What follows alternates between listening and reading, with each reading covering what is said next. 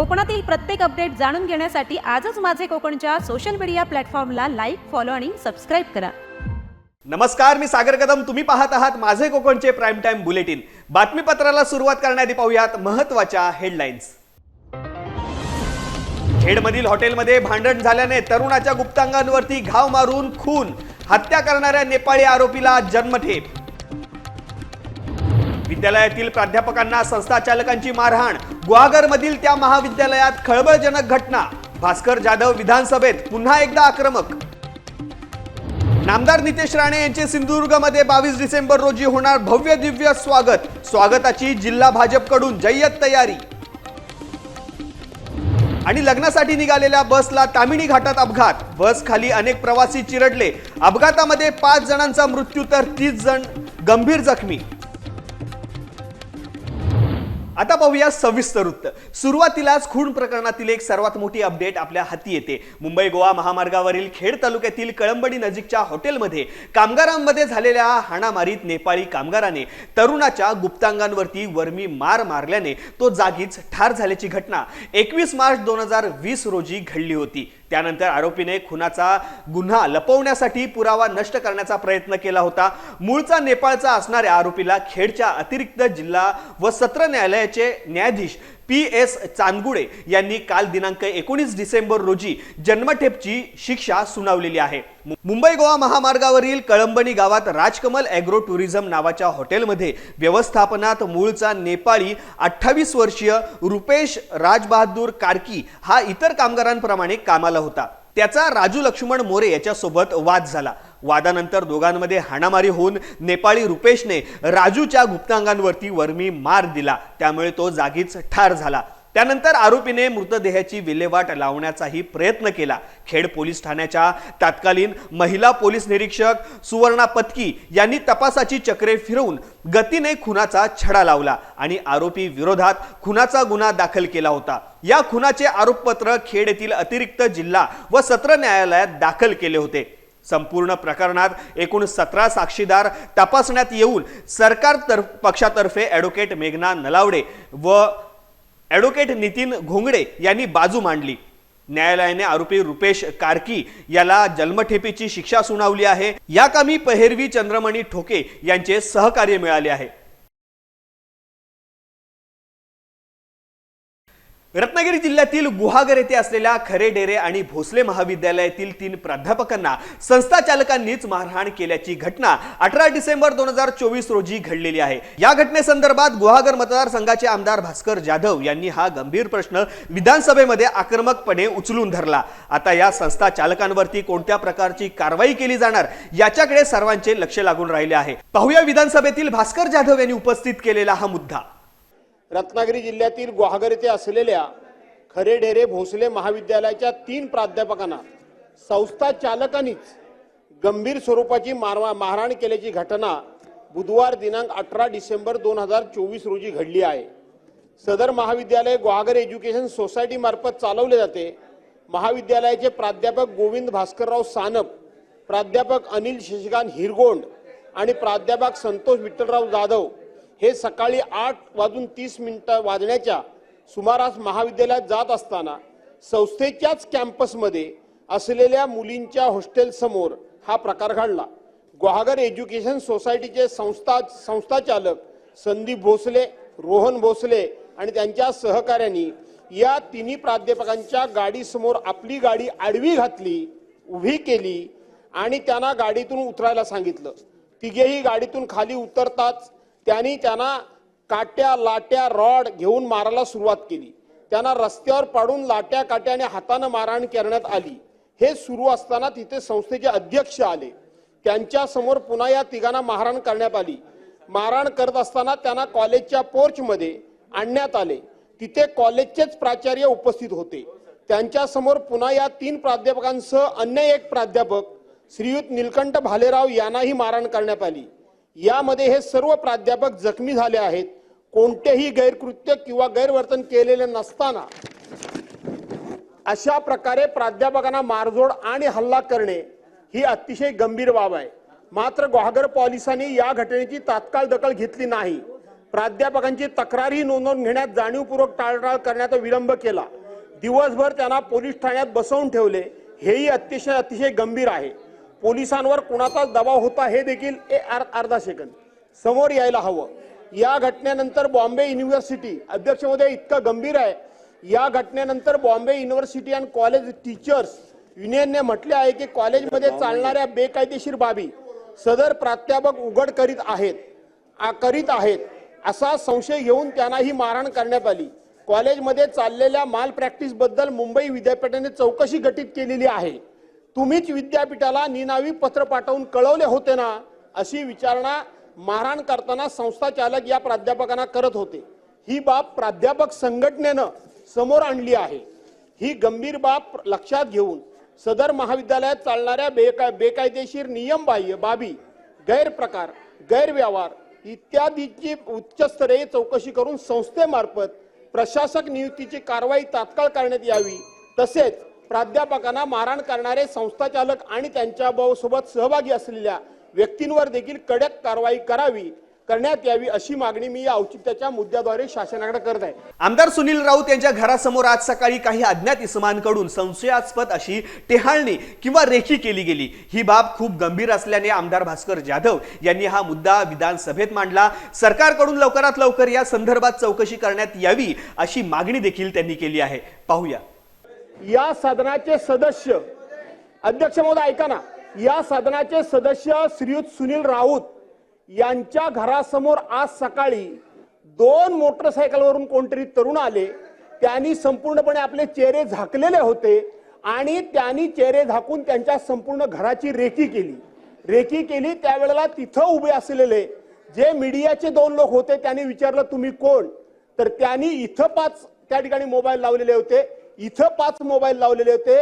10 mobile लावून एका विधानसभा सदस्याच्या घराची आणि पार्लमेंट मधले खासदार असलेल्या संजय राऊत यांच्या घराची रेकी केली. शासनानं या प्रकरणाची गंभीर दखल घ्यावी.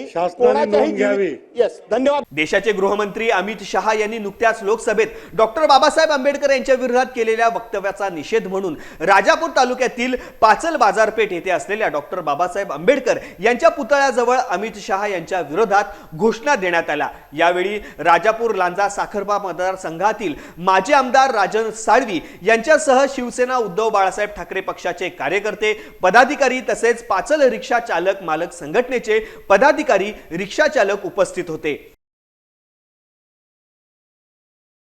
कणकवली विधानसभेचे आमदार नितेश राणे यांनी मुख्यमंत्री देवेंद्र फडणवीस यांच्या नेतृत्वाखाली युती सरकारमध्ये कॅबिनेट मंत्री म्हणून शपथ घेतली आणि त्यानंतर रविवार दिनांक 22 डिसेंबर रोजी ते सिंधुदुर्ग जिल्ह्यात मंत्री म्हणून प्रथमच दाखल होणार आहेत. या पार्श्वभूमीवरती संपूर्ण भारतीय जनता पार्टी परिवार, महायुतीचे सगळे पदाधिकारी, कार्यकर्ते व जिल्ह्यातील नागरिक यांच्या वतीने जिल्ह्यात त्यांचे भव्य दिव्य असे स्वागत करण्यात येणार आहे. याचे नियोजन भारतीय जनता पार्टीकडून करण्यात आले असल्याची माहिती सिंधुदुर्ग भाजप जिल्हाध्यक्ष प्रभाकर सावंत व जिल्हा बँकेचे अध्यक्ष मनीष दळवी यांनी पत्रकार परिषदेमध्ये दिली आहे. भारतीय जनता पार्टीला पहिल्यांदाच या जिल्ह्यामध्ये मंत्रिपद मिळालेलं आहे. याच्या आधी स्वर्गीय अप्पासाहेब गोगटे असतील, माननीय प्रमोदजी जठार आणि मागच्या टर्ममध्ये नितेशजी राणे यांनी भारतीय जनता पार्टीचे आमदार म्हणून राज्यामध्ये प्रतिनिधित्व केलेलं होतं. परंतु आजपर्यंत भारतीय जनता पार्टीच्या इतिहासामध्ये भारतीय जनता पार्टीला मंत्रिपद मिळालं नव्हतं. ते सन्माननीय नितेशजींच्या रूपाने मंत्रिपद मिळालेलं आहे. त्यामुळे भारतीय जनता पार्टीच्या सगळ्या कार्यकर्त्यांमध्ये एक प्रचंड असा उत्साह आहे आणि त्यामुळे त्यांच्या स्वागत तसंच त्याच पद्धतीचं झालं पाहिजे अशा पद्धतीचं नियोजन झालेलं आहे. 22 रोजी सिंधुदुर्ग जिल्ह्यामध्ये दाखल होत आहेत आणि त्यामुळे संपूर्ण भारतीय जनता पार्टी असेल, महायुतीचे सगळे पदाधिकारी असतील, सगळे नागरिक असतील, तर त्या कॅबिनेट मंत्रीपदी निवड झाल्यानंतर पहिल्यांदाच येत असल्यामुळे त्यांचं एक भव्य दिव्य असं स्वागत संपूर्ण जिल्ह्यामध्ये करण्याचं नियोजन भारतीय जनता पार्टीकडून करण्यात आलेलं आहे. वेंगुर्ले तालुक्यातील केळूस येथील मे आकाश फिश मिल व फिश ऑइल लिमिटेड कंपनीला विरोध असल्याने कंपनी बंद करण्यात आली होती. परंतु ही कंपनी पुन्हा एकदा चालू करावी अशी मागणी होत होती. परंतु केळूस कालवी बंदरवासीय त्यांच्या निर्णयावरती ठाम आहेत. नागरिकांचा कंपनीला विरोध नाही, पण कंपनी जे वेस्टेज पाणी पाईपलाईनद्वारे समुद्रात सोडत आहे त्याला विरोध आहे. त्यामुळे पर्यावरणाला धोका निर्माण होईल, तसेच या पाण्याचा परिणाम आता न दिसला तरी कालांतराने दिसून येईल असे येथील ग्रामस्थांचे म्हणणे आहे. जिल्हाधिकाऱ्यांनी आमची मंगळवारी आमची मीटिंग बोलवलेली. त्यात आमचे ग्रामस्थ सगळे, कंपनीची माणसं आणि स्वतः जिल्हाधिकारी, प्रदूषण महामंडळाचे 2 अधिकारी अशी होऊन ती आमची सभा चालली. त्यात जिल्हाधिकाऱ्यांनी एक महत्त्वाचा भूमिका त्यात निभावली. त्यांनी असं म्हटलं की एक कमिटी स्थापन करूया. त्यात आमचे ग्रामस्थ, त्यात आमचे सरपंच, केळूसगावचे सरपंच आणि आम्ही 3-4 ग्रामस्थ आणि प्रदूषण महामंडळाचे 2 अधिकारी हे मिळून पहिला आधी कंपनीत जाऊन तिथं त्यांनी जी काही यंत्रणा अपग्रेड केली आहे त्याची पाहणी करून त्यानंतर त्यांना ट्रायल बेसवर 1 महिना चालवावी त्यांनी आणि त्याचे परिणाम बघावे काय होतात ते, असा निर्णय झाला. त्याला आम्ही एक आमचा हे दर्शवला, पाठिंबा दर्शवला.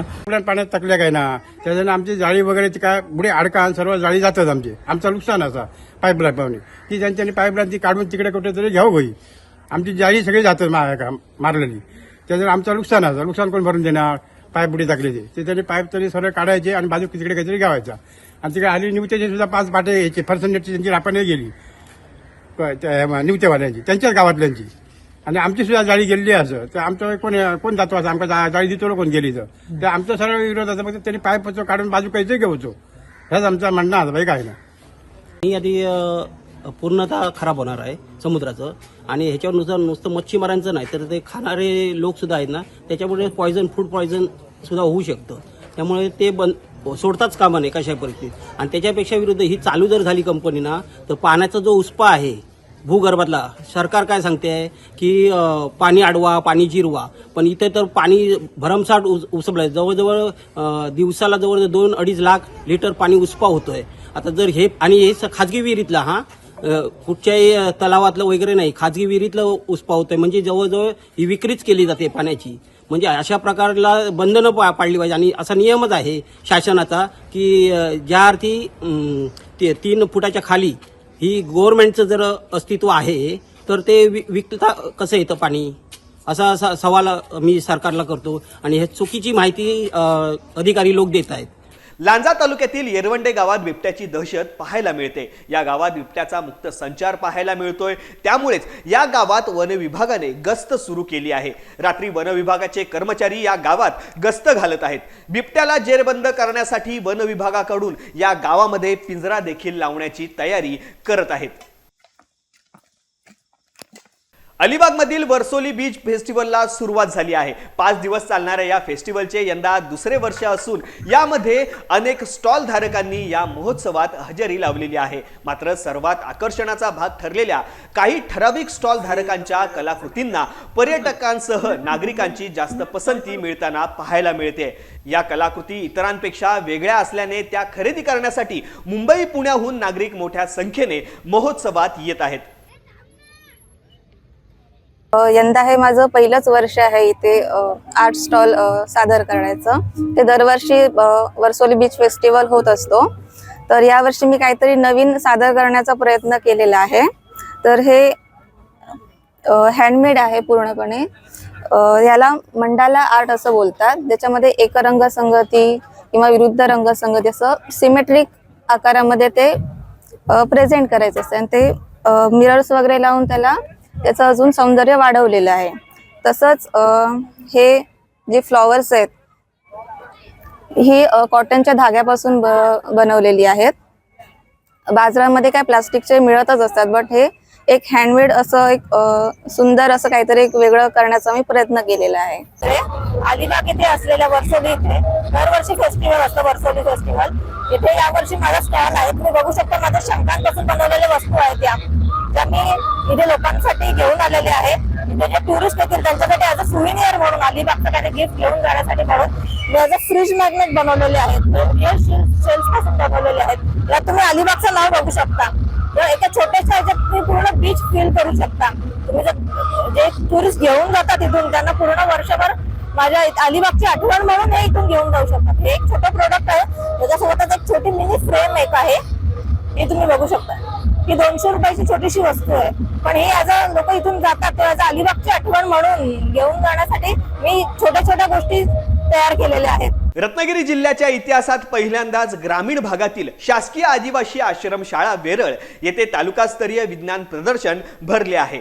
शिक्षण विभाग, पंचायत समिती व शासकीय आदिवासी आश्रमशाळा वेरळ यांच्या संयुक्त विद्यमाने हे विज्ञान प्रदर्शन सुरू आहे.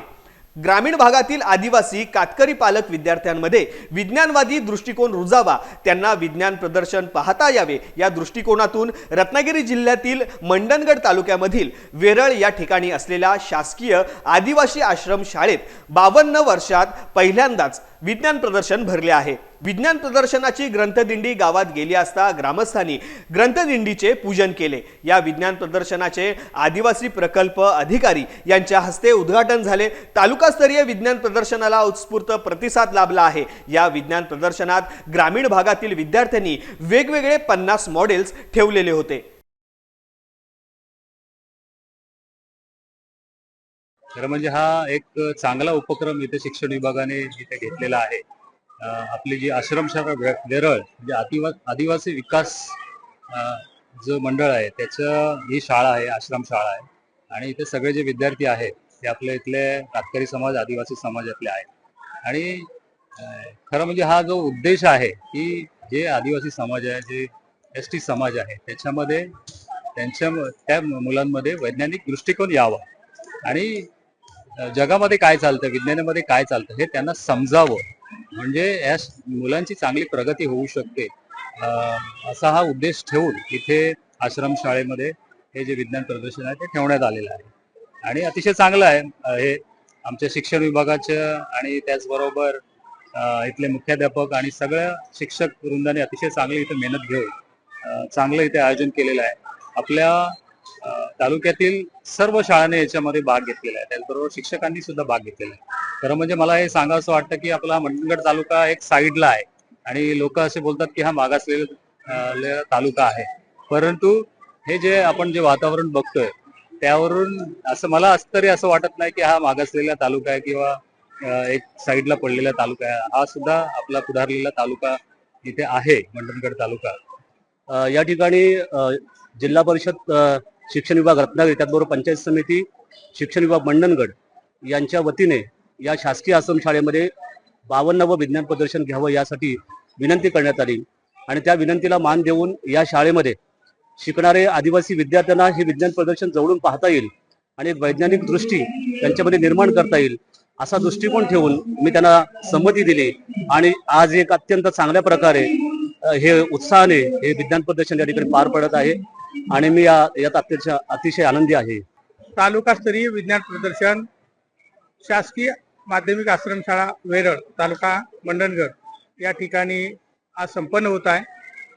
आज हे जे विज्ञान प्रदर्शन जे आहे, आश्रमशाळा आपल्या रत्नागिरी जिल्ह्यामध्ये 2च आश्रमशाळा आहेत आणि दोन्ही आश्रमशाळेमध्ये असणारे जे विद्यार्थी आहेत या विद्यार्थ्यांना शैक्षणिक गुणवत्ता विकास वाढायच्या दृष्टीने आणि त्यांच्यामध्ये वैज्ञानिक दृष्टिकोन निर्माण व्हावा यासाठी हे विद्यार्थी बहुतांशी अन्य ठिकाणी त्यांना जायला वेळ मिळत नाही आणि आदिवासी आश्रमशाळा म्हटल्यानंतर एक दृष्टिकोन वेगळा होतो, परंतु या आश्रमशाळेने एक महाराष्ट्राला एक आदर्श असा एक घालून दिलेला आहे. आणि इथली मुलं गुणवत्तेत येऊन ते इस्रोला देखील जाऊन आलेले गेल्या वर्षी आणि इथली गुणवत्ता अतिशय उत्तम दिसून आलेली आहे. श्री मुरली मनोहर नागरी सहकारी पतसंस्था मर्यादित खेड या संस्थेची 5वी शाखा धनकवडी पुणे येथे नव्याने सुरू झाली आहे. या शाखेचे उद्घाटन नुकतेच झाले. यावेळी पतसंस्थेचे अध्यक्ष संजय मोदी, मुख्य कार्यकारी अधिकारी मामा मोदी तसेच सर्व संचालक मंडळ व कर्मचारी यावेळी उपस्थित होते. LP इंग्लिश स्कूल व ज्युनियर कॉलेज खेड येथे वार्षिक क्रीडा महोत्सव मोठ्या उत्साहात संपन्न झाला. क्रीडा स्पर्धेचे उद्घाटन संस्थेचे सन्माननीय अध्यक्ष श्री शशीभाई पाटणे यांच्या हस्ते श्रीफळ वाढवून करण्यात आले.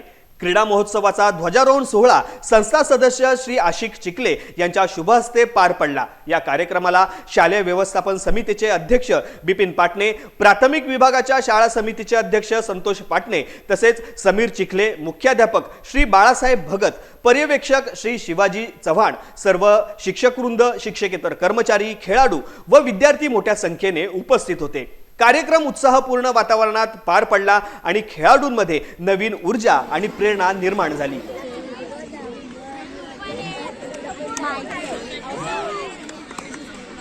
रायगड जिल्ह्यातील सर्व नगर परिषद व नगर पंचायत यांना एकत्र आणण्याच्या उद्देशाने क्रीडा स्पर्धा व सांस्कृतिक कार्यक्रमाचे आयोजन करण्यात आले। 350 खेळाडू कर्मचारी या स्पर्धेत सहभागी झाले असून क्रिकेट, कबड्डी, कॅरम, बुद्धिबळ, बॅडमिंटन व सांस्कृतिक कार्यक्रमातून कर्मचाऱ्यांना आपल्यातील कला कौशल्य सादर करण्यासाठी हे व्यासपीठ उपलब्ध करण्यात आले आहे।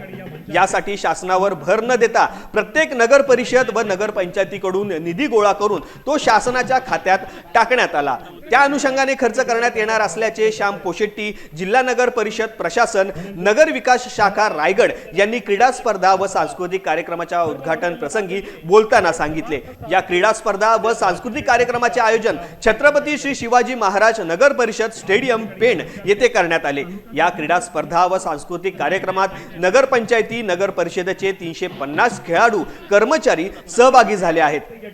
20-21 डिसेंबर पर्यंत हा कार्यक्रम होणार असून 22 डिसेंबरला सांगता सोहळा होणार आहे। नगर परिषद, नगर पंचायत यांच्या वतीनं रायगड जिल्ह्यातील एकत्रित सर्व जेवढे नगर पंचायती आहेत क्रीडा स्पर्धा आयोजित केलेली आहे। हा दिनांक 20 ते 22 तारखेपर्यंत हा कार्यक्रम आहे। यासाठी जो काही निधी लागलाय प्रत्येक नगरपालिका वाईज आम्ही निधी पण गोळा केलाय, ते शासनाच्या अकाउंटला जमा सुद्धा केलाय। त्या अनुषंगाने हा 3 दिवस कार्यक्रम चालणार आहे। सर्व नगरपालिकेचे फक्त खेळाडू कर्मचारी इथं हजर आहे। जवळपास 350 ते 400च्या आसपास सर्व खेळाडू आले आहेत।